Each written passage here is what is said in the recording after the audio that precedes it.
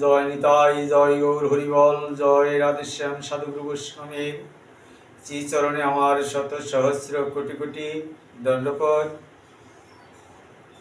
আপনাদের আশীর্বাদ একমাত্র, আপনাদের কৃপায় আমার একমাত্র সম্বল বাবা। তাই আপনাদের শ্রীচরণে আমার সহস্র সহস্র কোটি কোটি দণ্ডপদ। জয় নিতাই, জয় গৌর হরি, জয় রাধেশ্যাম। হরে কৃষ্ণ। এই কয়েকদিন পরে দুর্গাপূজা।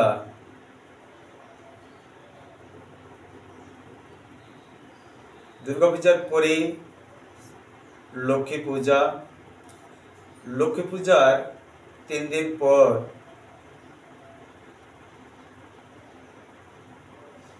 শ্রীলয় নরোত্তম দাস ঠাকুর মহাশয়ের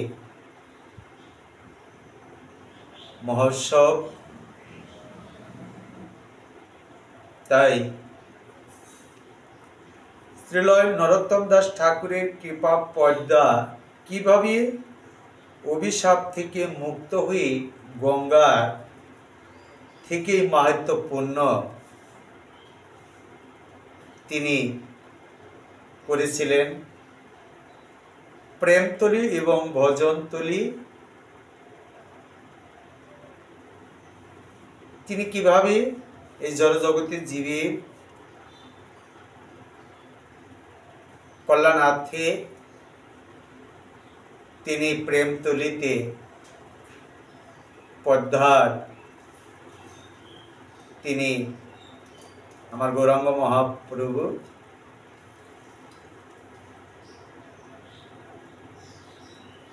একটি মন্দির স্থাপন করেছেন নরোত্তম দাস ঠাকুর। তাই নরোত্তম দাস ঠাকুরের প্রেম কিভাবে ভক্তদেরকে তিনি করেছেন, তাই প্রেমের মাহাত্ম্য এবং তার জীবনে যে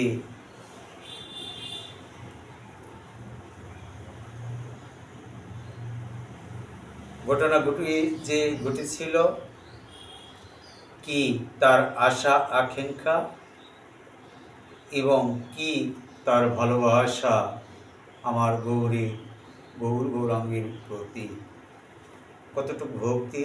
তাই আপনাদের শ্রীচরণে আমার শত সহস্র কোটি কোটি প্রণাম। এবং এখানে মূল উৎসব আসলে প্রকৃতই এখানে শ্রীপাঠ খেতুরি ধাম মহোৎসব 2025 শুভ অধিবাস 23শে আশ্বিন 10ই অক্টোবর শুক্রবার। ওদিন হচ্ছে মহা উৎসব এবং অধিবাস।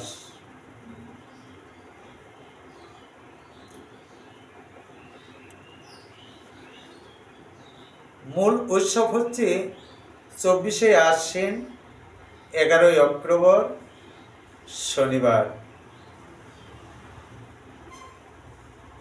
এখানে খেতুরিধাম গোদাগাড়ি রাজশাহী মূল মন্দির থেকে প্রায় 800 কিলোমিটার উত্তর দিকে উত্তরবঙ্গ বৈষ্ণব সঙ্গীত নির্জক জায়গা কিনে একটি মন্দির স্থাপিত করেছেন শ্রীলয় শ্যামকিশোর গুরু মহারাজ।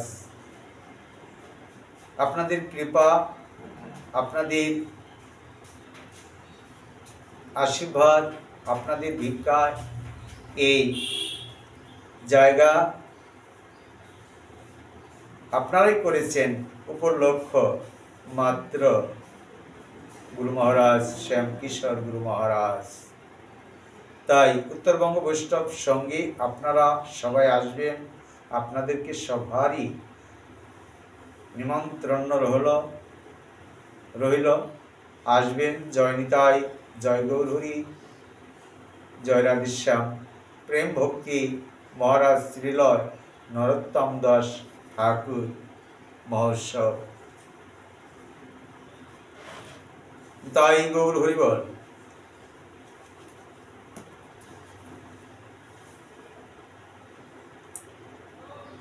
এখানে প্রকাশে কি নব হেনা হরে কৃষ্ণ। অপূর্ব কীর্তনানন্দে সমস্ত রাত কিভাবে কেটে গেল কেহ জানতেই পারলেন না। এই মহোৎসব যে কিভাবে নরোত্তম দাস ঠাকুর মহোৎসবে অধিবাসের দিন কেউই জানতেই পারলেন না কিভাবে রাত কেটে গেল। তাই অত্রপর মঙ্গল আরতি আরম্ভ হলো। মঙ্গল আরতি নৃত্য গেয়ে সমাপ্ত হলে বৈষ্ণবগণ দণ্ডপথ করে নিজ নিজ কুটিরে গমন করলেন এবং প্রাপ্তকৃত স্নানাদি করতে লাগলেন গঙ্গায়। এদিকে শ্রী জাহ্নবা মাতা তাড়াতাড়ি স্নান সেরে শ্রী বিগ্রহগণের ভোগ রন্ধনের জন্য রন্ধনশালায় প্রবেশ করলেন। জাহ্নবা মাতা রন্ধন বিদ্যা নিপুণা। শ্রী জাহ্নবা মাতা অল্প সময়ে মধ্যে বহু প্রকার ব্যঞ্জন তরকারি মিষ্টান্ন পিঠা পানাদি তৈরি করলেন। অল্পক্ষণ সময়ের মধ্যে শ্রীল জাহ্নবা মাতা শ্রীনিবাস আচার্য বিগ্রহগণের স্নান অভিষেক পূজাদি সেরে ভোগ লাগালেন শ্রীবাস। তাই হরে কৃষ্ণ। তাই ভোগ আরতি অন্তে মহান্তগণ মহাপ্রসাদ ভোজন করতে বসলেন। সর্বয়ং জাহ্নবা মাতা পরিবেশন করলেন মহা হরিহরি দবনী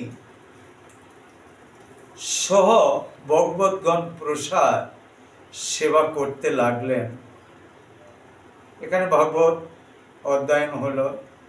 ভগবতী ভক্তবিন্দু যা ছিলেন সবাই প্রসাদ পাইতে লাগলেন, সেবা করতে লাগলেন।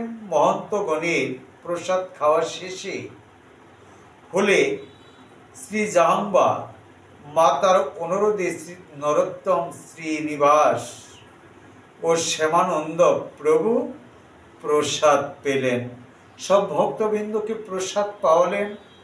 পরিশেষে নরোত্তম দাস ঠাকুর এবং শ্যামানন্দ প্রভু প্রসাদ পেলেন।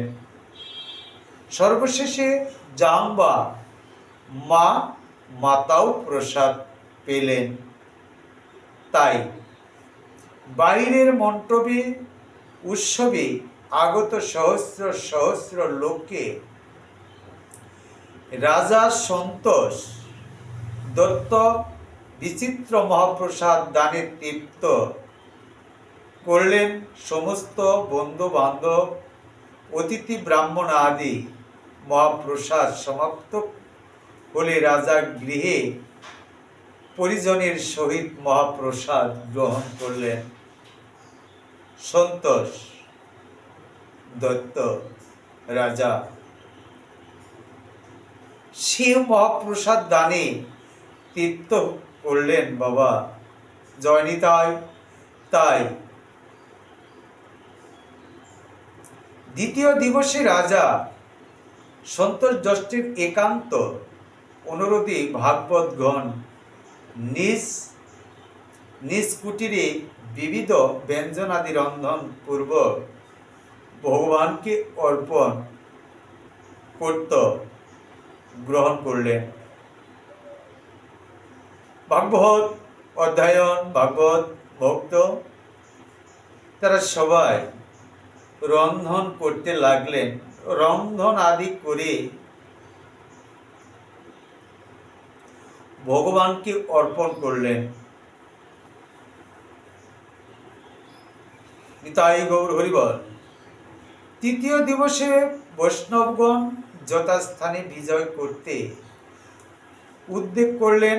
রাজা সন্তোষ দত্ত অশ্রুপূর্ণ লোচনে ভাগবতগণকে মুদ্রা, বস্ত্র, বিবিধ প্রকার জল পাত্রাদি অর্পণ করতে ভাগবতকে বন্ধনাও তিনি করলেন। বস্ত্রাদি সবকিছু দান করতে লাগলেন। ভাগবতগণ রাজাকে বহু আশীর্বাদও করলেন। জয়নিতাই। আলিঙ্গন দিয়ে বিদায় দিলেন ভাগবতগণকে রাজা সন্তোষ দত্ত। তাই শ্রী জাহাম্বা মাতা নিজ পরিকর সহ বৃন্দাবনে অভিমুখে আলিঙ্গন দিয়ে বিদায় নিলেন। শ্রী জাহাম্বা মাতা নিজ পরিকর সহ বৃন্দাবনে অভিমুখে যাত্রা করলেন। খেতুরিতে কয়েকদিন শ্রীনিবাস আচার্য ও শ্যামানন্দ প্রভু অবস্থান করলেন। খেতুরিতে কয়েকদিন শ্রীনিবাস আচার্য শ্রী শ্যামানন্দ প্রভু অবস্থান করবার পর বাবা তারাও যথাস্থানে বিদায় নিলেন। কয়েকদিন খেতুরি দামে ছিলেন, তার পরিশেষে তারা বিদায় নিলেন। তাই খেতুরির এই মহা উৎসব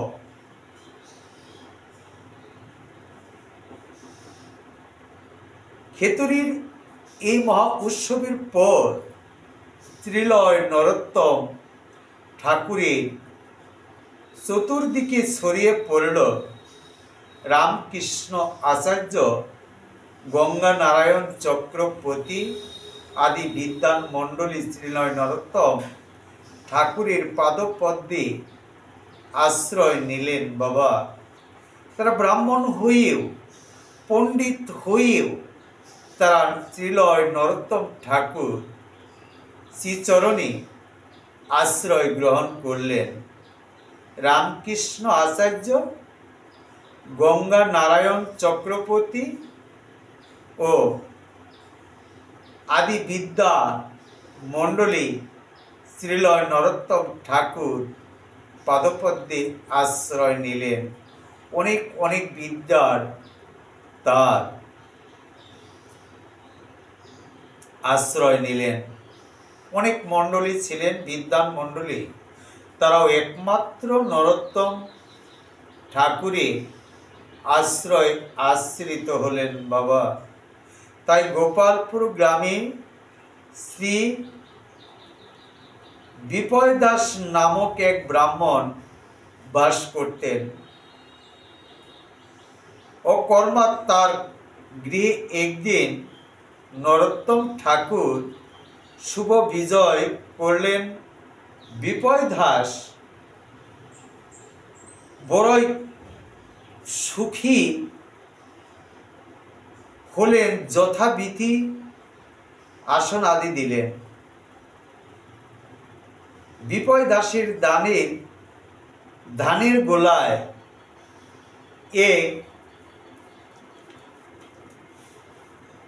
ভয়ঙ্কর সব বাস করেছিল।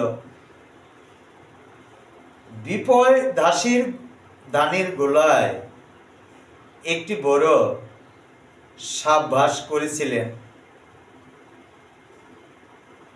তার ভয়ে কেহই গোলায় ধারে যেতে পারতেন না। বাবা তখন নরোত্তম ঠাকুর বিপয় দাসের গৃহে গিয়েছিলেন। এ কথা শুনে বিপয় দাস শ্রীলয় ঠাকুর মহাশয়কে বললেন। শুনে ঠাকুর মহাশয় ঈষৎ হাস্য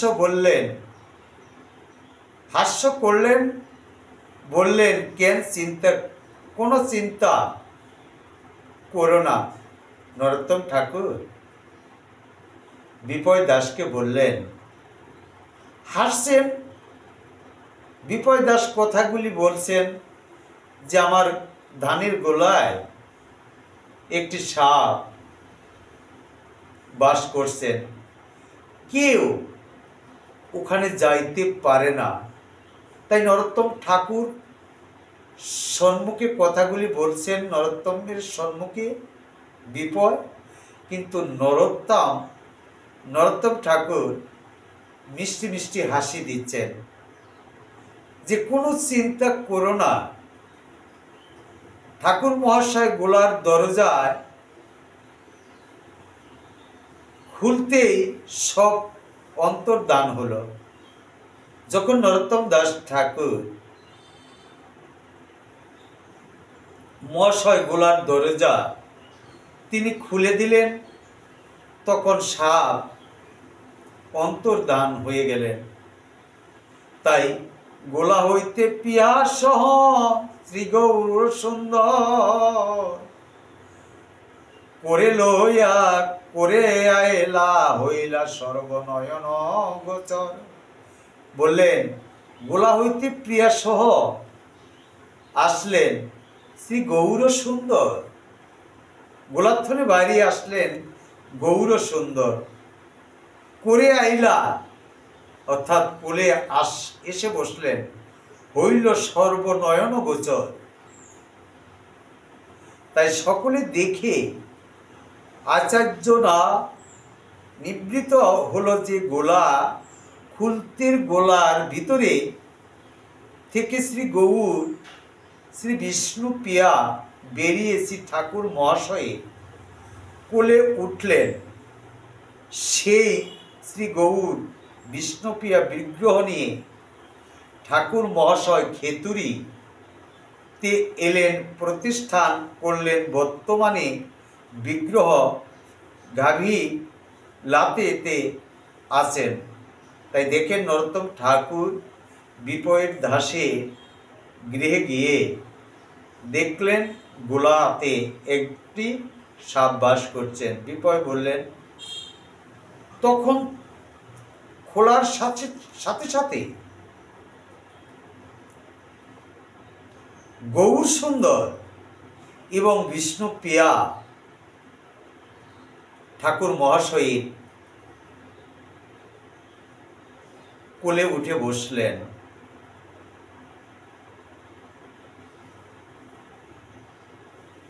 তাই প্রতিষ্ঠা করলেন তিনি প্রেম তলিতে খেতুরি ধামে। জয়নিতাই। তাই শ্রী ঠাকুর মহাশয় যশ তার মহিমা, কত মহিমা তার, মহিমার তো কখনো সীমা নেই। হরে কৃষ্ণ। তাই কোনো সময় এক শাস্ত্রজ্ঞ ব্রাহ্মণ অধ্যাপক নিজ ছাত্রদের কাছে শ্রীলয় ঠাকুর মহাশয়ে শুদ্ধ বুদ্ধি করে তাকে নিন্দা করলেন, শুদ্র বুদ্ধি করে তাকে নিন্দা করলেন।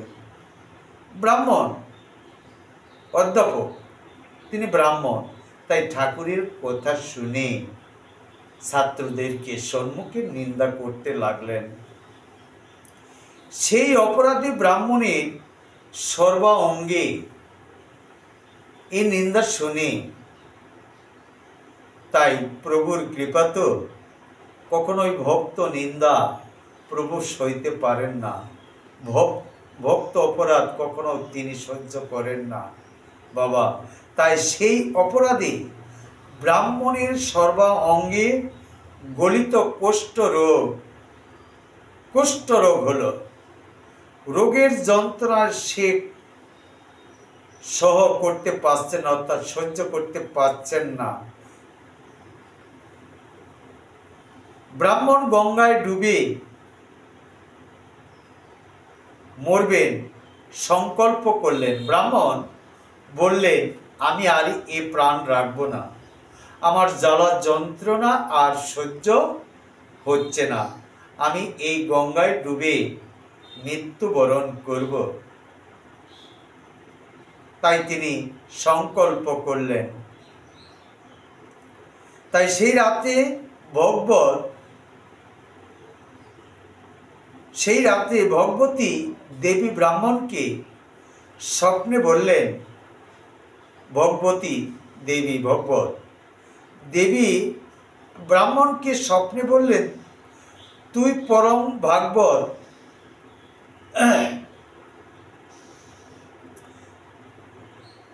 তুই পরম ভাগবত শ্রী নরোত্তমকে শূদ্র বুদ্ধি বলেছিস, শূদ্র বলেছিস, উপহাস করেছেন। সে শূদ্র হয়ে সে নাকি অনেক ব্রাহ্মণ ঘনতার আশ্রিত হয়ে গেলেন। হরে কৃষ্ণ করেছিস, তোর কোটি জন্মে নিস্তার নাই। তুই যদি তার চরণে ক্ষমা প্রার্থনা করিস, তোর ভালো হবে।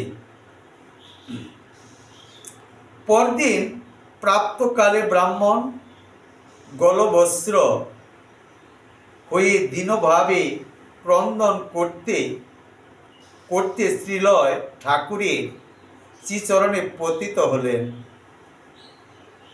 তিনি কি করলেন? স্বপ্নে আদেশ করলেন, ভগবতী দেবী বললেন, তুই যদি তোর ভালো চাস, তোর ভালো হবে। একমাত্র পরদিন প্রাপ্তকালে ব্রাহ্মণ গলবস্ত্র দীনভাবে ক্রন্দন করতে লাগলেন। দৈন্যতা হয়ে তিনি ক্রন্দন কান্না করতে লাগলেন। তাই শ্রীলয় ঠাকুরের শ্রীচরণে পতিত হলেন। সঙ্গে সঙ্গে তার কুষ্ঠ রোগ সেরে গেল। বাবা, ভক্তের অধীন তো ভগবান। ভক্তের অপরাধ, ভক্তকে আঘাত প্রতিঘাত ভগবান কখনোই সহ্য করেন না। তাই শ্রী ঠাকুর মহাশয় তাকে কৃষ্ণ ভজন করতে উপদেশও দিলেন।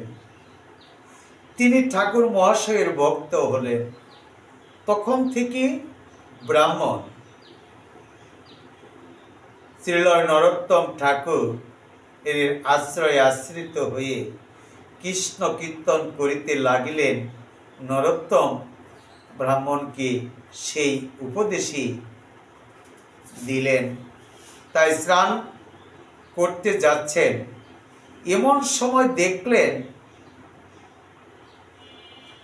একদিন নরোত্তম ঠাকুর ও রামচন্দ্র কবিরাজ পদ্মাবতী নদীতে স্নান করতে যাচ্ছেন। পদ্মাবতী প্রেমতলিতে কিন্তু স্নান করতে চলে যাচ্ছেন নরোত্তম ঠাকুর এবং রামচন্দ্র কবিরাজ। পদ্মাবতী নদীতে যখন স্নান করতে যাচ্ছেন, এমন সময় দেখলেন দুই ব্রাহ্মণ কুমার অনেক ষাঁড় মেষ নিয়ে যাচ্ছে, অর্থাৎ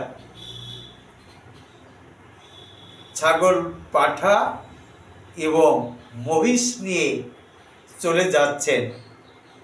ঠাকুর মহাশয় বললেন, এই দুই ব্রাহ্মণ কুমার যদি হরি ভজন করত, তাদের রূপ যৌবনাদি সার্থক হতো। মানে নরোত্তম ঠাকুর বললেন দুই ব্রাহ্মণকে, ওই যে ছাগলের পাটা ছাগিকা নিয়ে যাচ্ছেন আর মোষ নিয়ে চলে যাচ্ছেন, দেবীর সেবায় লাগাবেন। কিন্তু তখন নরোত্তম ঠাকুর বললেন, এই দুই ব্রাহ্মণ কুমার যদি এই কৃষ্ণ ভজন করতেন, তাদের রূপ যৌবনাদি সার্থক হতো। তাই ব্রাহ্মণ কুমারোদয় এ কথা শুনতে পেল। তারা শ্রী ঠাকুর মহাশয় শ্রীরামচন্দ্র কবিরাজের দিব্য মূর্তি ও মধুর বাক্য শুনে তাদের পাশে এলো এবং বিনীতভাবে বন্দনা করল। তাই রামচন্দ্র কবিরাজের দিব্য মূর্তি ও মধুর বাক্য শুনে তাদের পাশে এলো দুইটি ব্রাহ্মণ। ওই যে ব্রাহ্মণ কুমার এই কথাগুলি শুনে রামচন্দ্র কবিরাজ এবং নরোত্তম ঠাকুরের সম্মুখে এসে বিনীতভাবে বন্দনা করলেন। ঠাকুর মহাশয় তাদের পরিচয় জিজ্ঞাসা করলেন। নরোত্তম ঠাকুর এই ব্রাহ্মণ কুমারকে দুইজনকে জিজ্ঞাসা করলেন, তোমাদের পরিচয় কি, তোমরা বাবা বলো। তখন বলতে লাগলেন, তারা বলল, আমরা গোয়াস গ্রামের জমিদার শ্রী শিবানন্দ আচার্যের পুত্র। শিবানন্দ আচার্যের পুত্র দুই ব্রাহ্মণ কুমার, তাই বলি দেওয়ার জন্য এসব ছাক মেষ নিয়ে যাচ্ছি। আপনারা আমাদের কিছু উপদেশ প্রদান করুন। তখন মোষ এবং ছাগ অর্থাৎ পাঠা নিয়ে চলে যাচ্ছেন, দেবীর সেবায় লাগাবেন। তাই আমাদেরকে কিছু উপদেশ বলুন। তাই ব্রাহ্মণ দুজনই রামচন্দ্র এবং নরোত্তম ঠাকুরের সম্মুখে গিয়ে বললেন, আপনাদের দেখে বড় শান্তি পাচ্ছি। ব্রাহ্মণ পুত্রদ্বয়ের ধন্যভাবে দেখে শ্রী ঠাকুর মহাশয় মধুর হাস্যপূর্বক ভগবত তত্ত্ব কথা বলতে লাগলেন। নরোত্তম ঠাকুর দুই ব্রাহ্মণ কুমারকে দেখে তাদের বতনী কথাগুলি শুনে এত আনন্দ উপভোগ করলেন। নরোত্তম ঠাকুর সেই দুই ব্রাহ্মণ কুমারকে এই ভগবত অধ্যয়ন করে শোনাতে লাগলেন।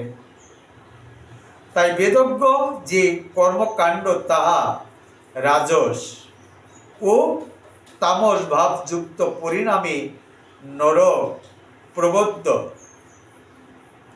এই রাজস ব্যক্তি, এই ঐশ্বরিক ব্যক্তি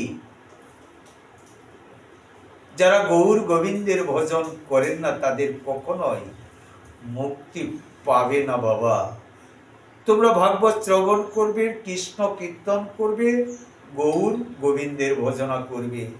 তাই ভগবত কথা নরোত্তম দাস ঠাকুর তাদেরকে তার নিজের মুখশ্রিত বদনে শোনালেন।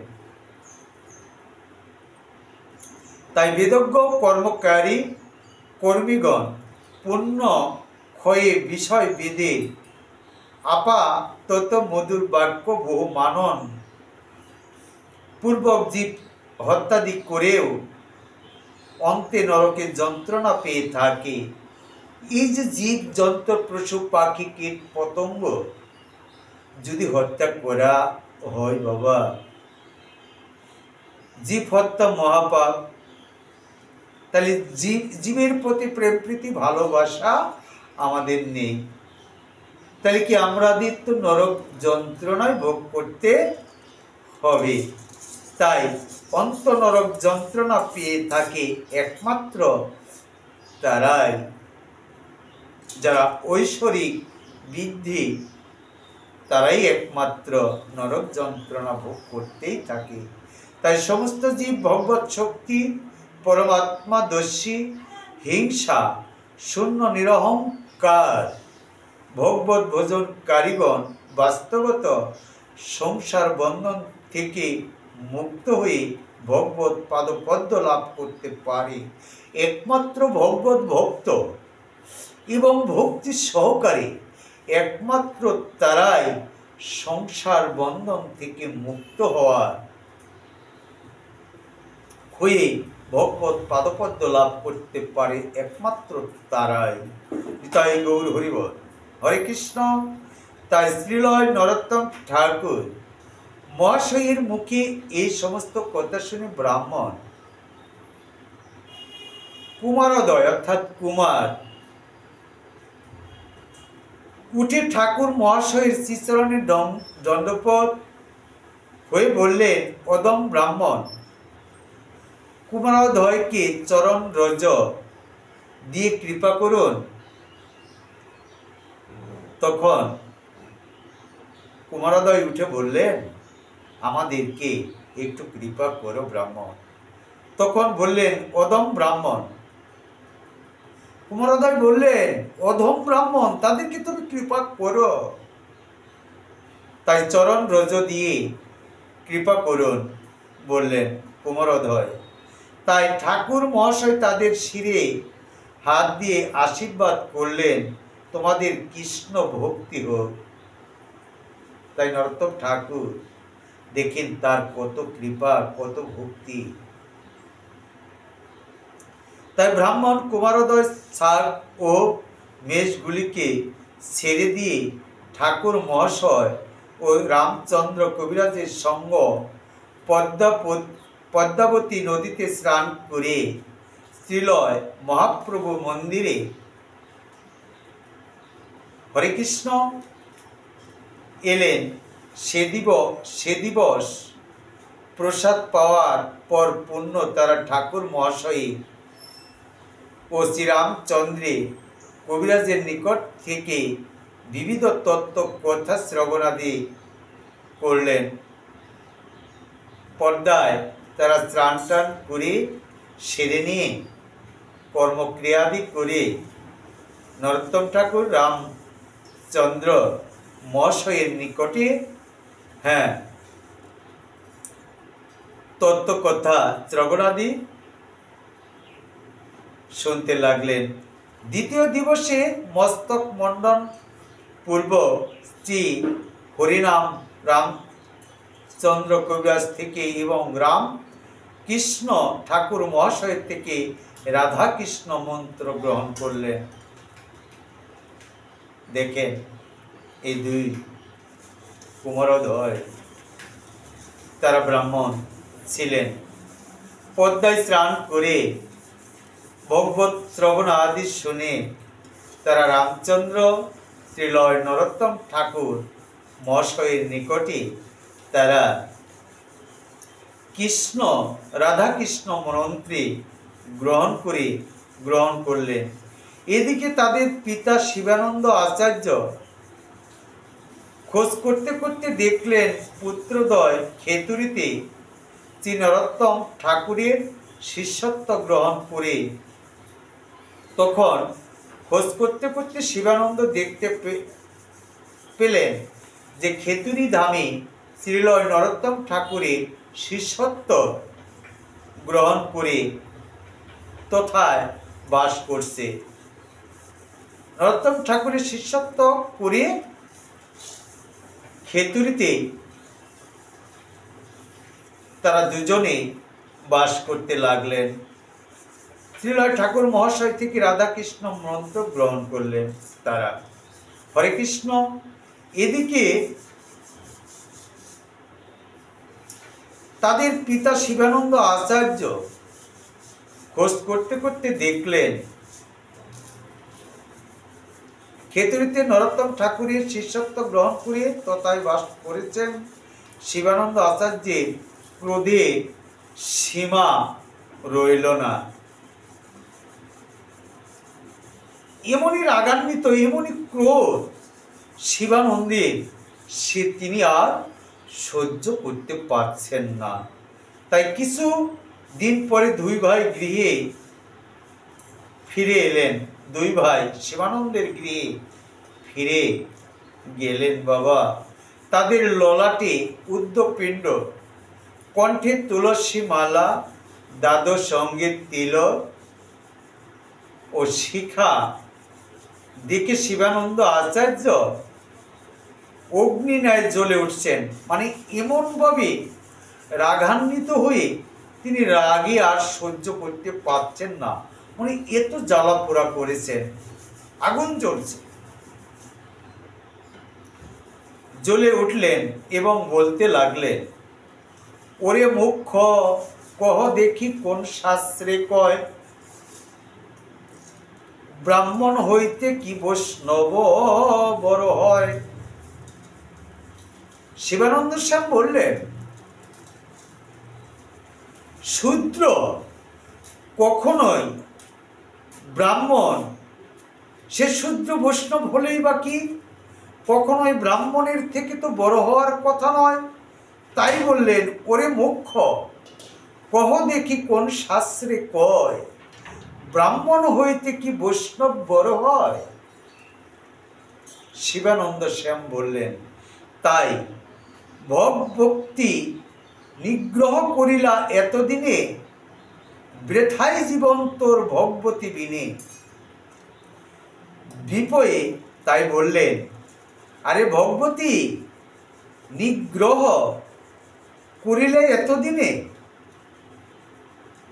বৃথা জীবন তোর ভগবতী বিনে, তোর বৃথা জীবন যাবে।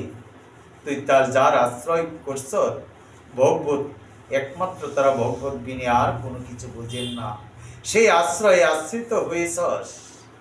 তাই বিপয় শিষ্য করল সেবা কেমন বৈষ্ণব, বিপয় হয়ে কেবল শিষ্য করলো কেমন বৈষ্ণব। তাই পণ্ডিতের সমাজে করা, সমাজে করবা করাব পরাভব। তাই হরে কৃষ্ণ। পিতার এই সমস্ত কথা শুনে কুমারোদয় বলতে লাগলেন, ধর্মে কিংবা কর্মে অন্যের হিংসা হয়, দুঃখ হয়, তা ধর্ম কিংবা কর্ম বলতে অভিহিত হতে পারে না। হিংসা তো ক্রোধ তো কখনোই ধর্ম নয়। হিংসা হিংসা, ধর্ম ধর্ম সবাই বলে, ধর্ম কিন্তু হিংসা নয়। অধর্ম, ধর্ম ধর্ম সবাই বলে, ধর্ম কিন্তু হিংসা নয়। অহিংসা পরম ধর্ম, সর্বশাস্ত্রে সবে কয়। ধর্ম তো কখনো হিংসা নয়। হিংসা থাকলে কি আমার গৌর গোবিন্দের চরণ পাওয়া যাবে? যাবে না। তার নাম অকর্ম কিংবা অধম। ওহে পিত্র, শ্রী শালগ্রাম নারায়ণ ছাড়া কোনো দেবদেবীর প্রাণ প্রতিষ্ঠা হতেই পারে না। একমাত্র নারায়ণ ব্যতীত এই ৩৩ কোটি দেবতা আছে, ৩৩ কোটি দেবতা, একমাত্র নারায়ণ ব্যতীত আর কোনো দেবদেবীর প্রাণ প্রতিষ্ঠা হওয়ারই কথা নয়। তাই কোনো দেবদেবীর প্রাণ প্রতিষ্ঠা হতেই পারে না। তাই শিবানন্দ সেনকে বললেন, তাই সেই নারায়ণ ভজন বাদ দিয়ে কেবল দেবদেবীর পূজা নিরর্থক মনে করি। তাই কুমারোদয় ব্রাহ্মণ দুজনে বললেন শিবানন্দ সেনকে, একমাত্র গৌর ভজন, রাধাকৃষ্ণ ভজনই হচ্ছে সর্বোপরি উত্তম। দেবদেবীর পূজা করে নিরর্থক মনে করি, দেবদেবীর পূজার তো কখনোই প্রয়োজন নেই। তাই শিবানন্দ আচার্য ও শাস্ত্র পণ্ডিতগণ পুত্রদ্বয়ের কাছে সিদ্ধান্ত পরাভূত হলেন। তাই এখানে অনেক আছে, শাস্ত্র কথাই বলে না, অনেক গীতা বা অনেক গ্রন্থ অধ্যয়ন করেছেন, পণ্ডিত হয়েছেন, কিন্তু জ্ঞান মার্গে পৌঁছাইতে পারেন নাই। কিন্তু তারা অনেক গ্রন্থ অধ্যয়ন করেছেন, একবার না কতবার যে উল্টাইছেন সেই গ্রন্থের আর সীমা নেই। কিন্তু তিনি তো কর্মে লিপ্ত থাকতে পারছেন না, মনকে বশ মানাতে পারছেন না। ভগবত ভক্তি বিনে ভক্তি হলো না তার, তাহলে কি হলো? কিন্তু সে পণ্ডিত, অহমিকা ভাব নিয়ে বসে আছেন। বলছেন, তাই বলছেন টিকায় যে শাস্ত্র পাঠে হয়ে পণ্ডিত, কৃষ্ণ প্রেমে হলে বঞ্চিত, দৃঢ় বিশ্বাস রাখো কিঞ্চিত, তবেই যাবে মনের গোল। শাস্ত্র পাঠ করলেই যে হবে তা তো নয়, ভক্তি বিশ্বাস থাকতে হবে। তাই দেবদেবীর তারা কুমারোদয় ভাবলেন যে দেবদেবীর পূজার কখনোই আর প্রয়োজন নেই, রাধাকৃষ্ণ ভজনই হচ্ছে সর্বশ্রেষ্ঠ ভজন। তাই হরে কৃষ্ণ।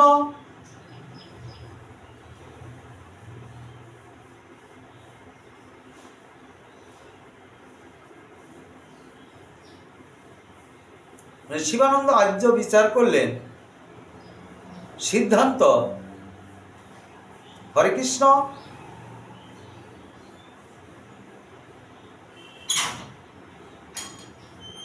মনে মনে শিবানন্দ আচার্য বিচার করলেন, একটি বড় শাস্ত্র পণ্ডিত এনে এদের পরাভূত করব এবং বৈষ্ণব ধর্ম ছোট বলে প্রতিপাদন করব। কিন্তু শিবানন্দ সেন ভাবলেন, এদেরকে বড় বড় পণ্ডিত এনে পরাভূত করবই। তাই মিথিলা থেকে শাস্ত্র মহাপণ্ডিত কুমারীকে শিবানন্দ আচার্য নিয়ে এলেন এবং এক তর্ক সভায় আয়োজন করে পুত্রদ্বয়কে তথায় ডাকলেন এবং বললেন, তোমরা কি সিদ্ধান্তে ব্রাহ্মণ অপেক্ষা বৈষ্ণব বড় বলছ, তা এই সভার মধ্যে বলো। শিবানন্দ বললেন, আয়োজন করেছেন পণ্ডিত, সব পণ্ডিত নিয়েছেন। তাদেরকে বললেন, এই সভায় তোমরা বলো যে বৈষ্ণব বড় না ব্রাহ্মণ বড়। তাই বৈষ্ণব বড় বলছ, তা এই সভায় তোমরা বলো। তাই শ্রী হরিরাম ও শ্রীরামকৃষ্ণ দুজনেই শ্রীগুরু পাদপদ্মের স্মরণ পূর্বক ভাগবত সিদ্ধান্ত দ্বারা শাস্ত্র মত খণ্ডন বিখণ্ড করতে লাগলেন। শাস্ত্র মহাপণ্ডিত মুরারি তাদের সামনে কোনো যুক্তি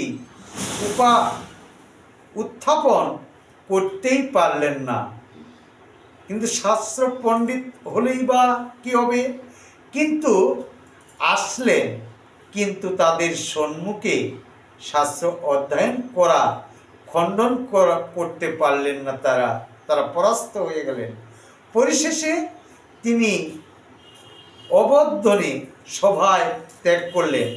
সভাক্ষণে তারা ত্যাগ করে চলে গেলেন। লজ্জায় ভিক্ষু ধর্ম গ্রহণ করলেন, অর্থাৎ অন্য ধর্ম পালন করতে লাগলেন, বিষ্ণু ধর্ম করতে লাগলেন। শিবানন্দ আচার্য পরাভূত হয়ে রাত্রে দেবীর চিন্তা করতে লাগলেন। নিদ্রিত হলে দেবী স্বপ্নে বলতে লাগলেন, ওহে শিবানন্দ, সকলের প্রতি গতি ও প্রভু হলেন শ্রীহরি। ওহে শিবানন্দ, সকলের প্রতি গতি যে প্রভু, বললেন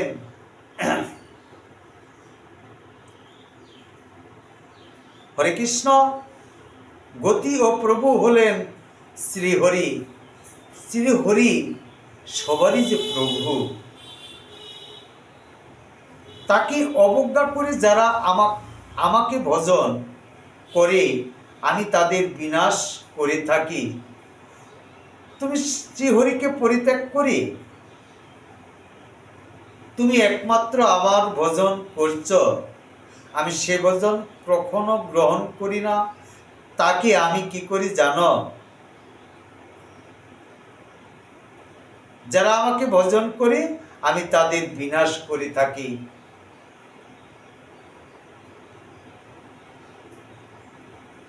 সেটা তো বুঝতে পারলেন। তাহলে আমরা ভজন করব, রাধা গোবিন্দের ভজন করব না দেবীর ভজন করব? দেবী নিজেই বলে গেলেন, যারা আমার ভজন করে আমি তাদের বিনাশ করে থাকি। আর যারা শ্রীহরিকে মানে না তারা দৈত্য। যারা শ্রীহরিকে মানে না তারা দৈত্য, ঐশ্বরী, অসুর।